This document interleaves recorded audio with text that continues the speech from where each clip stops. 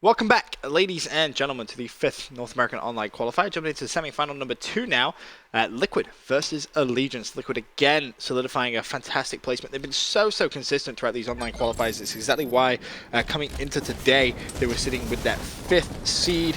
Sadly for them, it's only going to be bumped up 1 to 4th. They will not be able to get anything higher than that. But still, bragging rights. Can they manage to defeat the number 1 seed Allegiance Esports? That is the question. Yeah, I'm on board right now with Kratos, who is in nest with Camo, ends up getting a unofficial double kill, capture the nest, and almost certainly going to be spawn his team in the spot they want to be, which is the center of the map, the center/sniper side of the map. And gets railgun as well, completely uncontested. Picks up first kill on APG, and got to kind of ask that question, what was Liquid really doing off that start? No one kind of paid too much attention there to Camo, Nest. Obviously such a vital... There was a couple members of Liquid that were kind of preoccupied fighting a Allegiance member already in Nest, but they have to expect that Cam will come from somewhere, whether it's over on the sniper ramp or whether it's someone lifting up, but it just seems like they're completely caught off guard. Kratos is doing absolute damage with the railgun, already on a killing spree. You can see that lead starting to develop now. That's his 5th kill so far.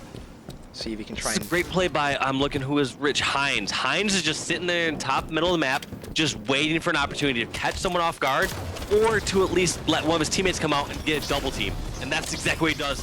This is going to be what possibly takes down Kratos. Kratos doing a great job staying alive, but yes, and he actually outshoots Hines. So great play by Kratos. Hines made the correct decision by waiting for a teammate and had to jump in the situation, just was not able to execute. See if Ace can cap bottom and middle. He jumped on it and immediately jumped off it. Meanwhile, Yard is actually being capped at this point, so we'll see exactly how that one is going to play out. It seems like Allegiance didn't really want to give up that 2-1 stronghold advantage they had. They want to continuously keep building those points despite the unfavorable spawns that could come in. Ace over at Nest. See what he can do as he may decide to just wait this one out, as there's Camo. Nice timing on that one. 9:48 that one came up. So we'll see if he can really utilize this with some efficient kills. Now you gotta wonder how Liquid kind of has this control, because what happened before was Allegiance had, I believe it was Nest, and they opted to cap Yard in the situation. Now, it didn't immediately play to effect, like you said. They did not want to give up that 2-1 cap lead, and they went and capped Yard. But you gotta wonder, it kind of played 10 to 20 seconds later, and that's what a lot of players don't understand when they opt to cap Yard, when they have an opportunity to help with either bottom center or Nest. Because yeah, you're uncontested for a second. Sure, you get that capture eventually, and your team is scoring for a few seconds. But what players don't realize, you leave your teammates down a person in the bottom center or over a Nest, and that is so much more valuable than those few extra seconds you get from capping Yard early. Sort of that long or a short-term sacrifice for a long-term gain. Absolutely. Like, yeah, if you're in a situation where you're at the 97-second mark and you see those 2 or 3 seconds, that's different. However, once at the beginning of the game, and it could lead to future full setup, obviously Liquid does not have a full total control right now, but they are definitely in the better position. Right. It just comes down to, can they now just defend off this Allegiance attack, which it doesn't look like they're going to be able to do so, as Allegiance just flood over towards that Nest side. 3 players going to jump on that from there. Expect to see them potentially just drop down, cap that bottom middle, which is half capped, but there is a big defensive standpoint coming in. As Unlegit doing a good job. He should be able to cap this, but no, it is going to be contested. Oh, I thought the contest carried, but it didn't. Unlegit will fall. Meanwhile, Ace, can he defend bottom middle? Yes, seems like he can, but it's going to be the only stronghold they have. And that's something really interesting to note about Allegiance. They're not afraid of capturing Yard. No, I don't disagree with it, especially in times where you're going for a full setup. It's just the times where your team has either bottom center or Nest and has a chance to try to get both of those. You want to obviously get those 2 capture points over Yard. Now, when Allegiance pressed their advantage and got all 3 like they have right now, that's totally fine. You definitely, Halo's a game of risk versus reward. Sure, you should get greedy at sometimes and try to get that bigger, that bigger lead. Oh, naded. Needed a little bit of help there from Suspector. He came in though, and he does stay alive, and this is just sheer demolition. It really is. There's no polite way of saying it, but Liquid are getting a little bit outplayed here by Allegiance, who have continuously had this 2-to-1 Stronghold advantage. Liquid with just 15 points, Native with the perfect there on Unlegit. It is just fantastic plays from Allegiance, and it seems like every time they make that decision to cap Yard, it doesn't really come back to haunt them. Like you'll see with other teams. That's a lot of times the downfall we've seen with some other squads earlier, where it's like they go for Yard, they end up losing Bomb Center and Nest, and then losing the game. But it just seems like Allegiance can do whatever they want. They now have all 4 down. Now, Liquid has their first opportunity to say, all right, we've had all 4 down. We have all 3 strongholds. We can be in any position we want. What do we do for our ideal perfect setup? We're gonna have to see if they can hold this for a while, because we've seen when Allegiance have their perfect setup, they're getting 30 to 50 unanswered seconds. That is going to be pretty tough. They've really not been able to have that opportunity to set up for a perfect setup. This is really the first time you're going to see it, but Spectre with shotgun just ran straight at APG, gave him no chance whatsoever. Ace was able to trade that kill, but they are just fighting such a big deficit, 90 points to 30. And of course, Allegiance with just Yard under their belt right now may make a play over towards Nest, but they're going to need to slay out before they can just jump straight on that Stronghold. Here comes that initial push. APG is on there. Naded able to shut him down. This is going to be the second kill. Heinz needs to pick it up, and it's going to be traded. And I believe that it is going to be Nest control heading over to Allegiance. As Naded with full camo should be able to clean up this kill. Maybe? Question mark? No? Yeah? Maybe? No! Finally falls, but they were able to get Nest control. Yep, able to get for at least that split second. Actually, no, Kratos is there again resetting. So Kratos is just going to stay alive here as long as possible, try to take out Richie, and this should almost surely be game. I mean, I see Liquids try and take Yard, but if they have to send too many players over towards Yard to get that capture, it's almost certain that that Allegiance will really get control of Bomb Center during that time. They can't actually get control of Yard, so that's going to be an unfortunate ending there for Game 1 for Liquid. Allegiance, though, with a dominating performance on Strongholds. Plaza, 100 points to just 40. Allegiance looking very good and playing like the #1 seed that they really are. For now, we're going to take a quick commercial break. When we return, though, jumping into map number 2 of the series. And blue side. Each side is comprised of a base and 2 main areas. Starting from the back of the base are Street and VAT. Expect to start firing immediately after you spawn, as enemies will be constantly barreling down this lane. In addition, each side has a Yard section which connects to the opposing VAT. If you require a little shelter coming from one side of the map to the other, then you should go through Treehouse. Also a great flag run option, Treehouse connects to top middle, which houses a railgun and a great spot to hold your opponents to their side of the map. And of course, if there's a top, then there must be a bottom. And bottom middle offers a straight path to the opposing base, while also holding a very important power-up. So now that you're a pro on the location callouts, how about a lesson on which weapons and power-ups to work with? Let's get into it. Do your team a favor and grab the light rifle off your spawn. It's located in the left window of each base. And in case you didn't know, the light rifle is a 3-shot kill when zoomed in. Steady your aim and get...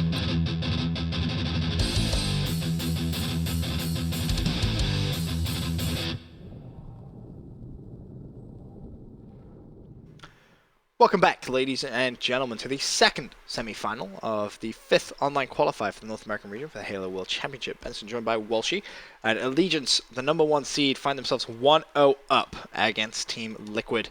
And I want to start off on board with Kratos Messi, who actually, just as I say that, already falls.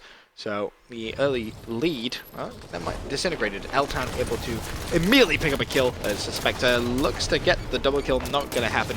But early on, crazy, nothing too crazy I should say, just lots of kills being traded. Sniper rifle still ready and waiting to be picked up. I believe Heinz is going to go for it and actually gets out as well.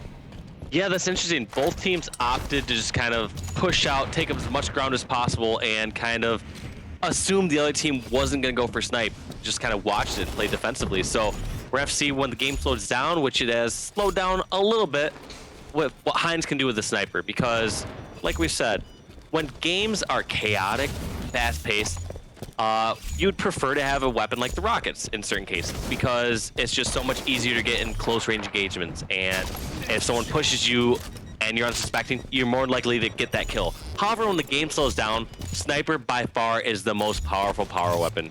You can just, someone makes one small misstep, heads gets taken off, and yeah, easy one kill. Heinz looking to try and find that kill over to his right. Not going to be able to connect with it though. And immediately comes back outside, looking to see if anyone from Allegiance is going to be pushing, but it isn't going to happen just yet. And so far, it's been good power weapon control. Now, this is going to be the key here.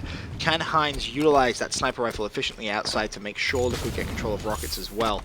That could really give them that power weapon control that could actually extend this lead from just 3 kills to something significantly higher. Yeah, and it's just odd how much this is slowed down. Like, compare this to the EG versus CLG match. Oh, like around this 10-minute 10-minute mark, it was 13 kills to 10 kills, and full squads were all swarming around rockets. Massively different tempo of game. Heinz did fall with sniper rifle, and APG is gonna just head over there to that X, pick it up. The lead still just at 3 kills, but rocket control not in Liquid's favor. Let's see who actually has rockets. It's gonna be Suspector from Allegiance. Can he try and put this to good use? That's going to be the question, but with a game this slow, you have to ask, kind of as you brought up, how efficient can he really be with rockets? He peeks straight through, and unfortunately he's going to get shot in the back, turns around, is able to shut down Heinz. Nice reflexes from Suspector, just when you thought he was going to get shot from behind. Shows you exactly why rockets can be so powerful at close quarters. Yeah, and he has rockets in the perfect position. I don't know if I agree with Suspector taking rockets away from blue base, because Sniper's coming up in 15 seconds.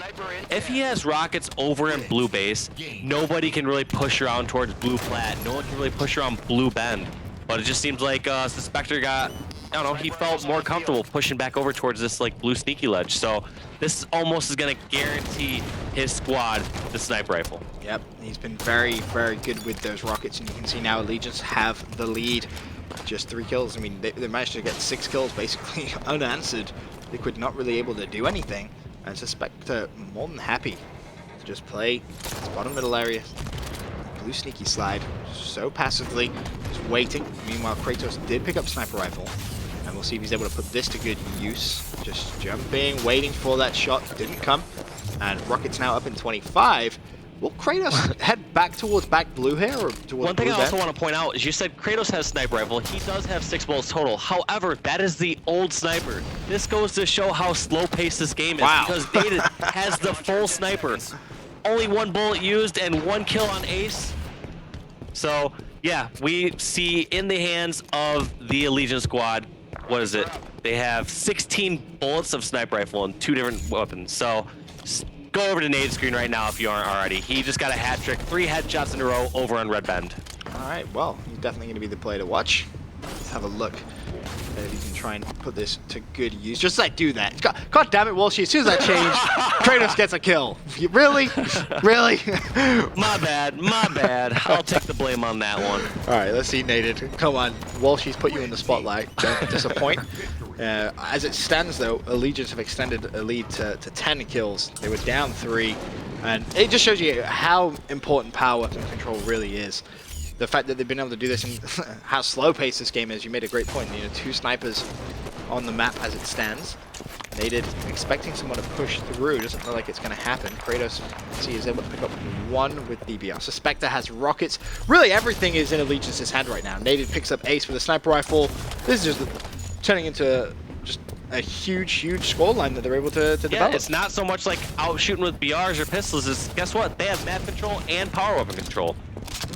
That's giving them a 12-kill lead in still a very slow-paced game. That is for sure. Naded throwing a couple of nades out. Will get tagged up, and I expect to see him peek here with that sniper rifle. Not going to be able to find the shot he's looking for, though, as once again he peeks outside. Drops the box. Just look how cautious he is with the sniper. He's just sitting over in blue and realized, guess what? If someone gets too close to him from outside, he can safely back down in blue base, and he really has no threat of dying unless some random grenades hit them. Ace loses shields. Naded playing for new ammo. Let's be careful. Teammates will charge that, and Altan will get traded. And you can see just, as you mentioned, how slow Nated is going to play and how cautious he's playing. Because he realizes how important that sniper rifle control really is. Rockets, and they suspectors. have old rockets. Oh my god, that's so He has smart. 2 whole rockets from that old set of rockets. This is how slow this game is. There's like 2 of every weapon. 2 rockets out right now, 2 snipers out right now. This is crazy. And Nated finally falls, so seems as if Liquid will get a sniper rifle of their own. Ace with the shotgun shuts down to Spectre, and you're starting to see a little bit of life now come in from Liquid. See if they can try and continue that through. Ace with rockets. Let's see, is he going to be able to find a pick here with those rockets? As I said, the score 54 to 23 in favor of Allegiance, so still a lot of work to be done for Liquid. As Nated sniper rifle once again, he should fall to the rocket of Ace. Ace looking for more though, not going to find it. And Ace has a risky combo here on a map like Eden. I would say like rocket shotgun would be okay in other maps, but all right. And he wisely drops the shotgun at least, because I was gonna say rocket shotgun was like a combo you'd maybe see on like Halo 1 chill out, like very occasionally. I can't really think of any other map here where it's that safe of a combination. Like it's okay to grab that weapon to take it away from an opponent. Right. You immediately need to drop that for your teammate, because it's not good to have those 2 together. That's exactly what you saw Ace do. On legit with Rocket, he's able to shut down Nated. However, again, the lead that Allegiance have is just so strong right now. 39 will make that 40 kills to 25. Considering how strong Liquid started and kind of how poor Allegiance started, the fact that this game has turned around so heavily is actually very, very strange indeed. 42 to 26. Kratos with Hydra. See if he can try and put some work to this. I think he's going to be able to find a kill. Of course, Rocket's going to be up very, very shortly. Can you think of a time that any member of Liquid had Sniper in this game? Like, did Ace have it for just a little bit? Ace, yeah. At the beginning of the game, Ace had it for a couple of seconds, I believe it was. And then it very, very quickly got taken away from him. As it's just been, I feel like Halo 101.